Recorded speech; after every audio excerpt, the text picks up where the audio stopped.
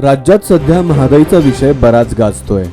केंद्रीय जलशक्ती मंत्रालयानं कर्नाटकचा डीपीआर मंजूर केल्यानंतर महादाईच्या कळसा उपनदीवर उभारण्यात येणाऱ्या धरण प्रकल्पासाठी कणकुंबी, पारवड, पेटणे, कालमणी अशा भागातील 26.9255 हेक्टर वनक्षेत्र प्रकल्पाकरता वापरण्यासाठी कर्नाटकला दिलेल्या प्रस्तावावर केंद्रीय वन व पर्यावरण मंत्रालयानं 5 जानेवारी 2023 रोजी कर्नाटककडून काही आवश्यक तपशील मागितला होता।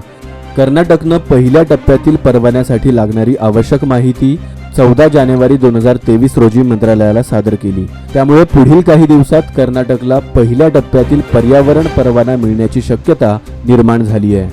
मात्र इतकं असूनही गोव्यातील आमदारांना मात्र प्रकल्प स्थळांना भेट द्यायला मिळत नाहीये।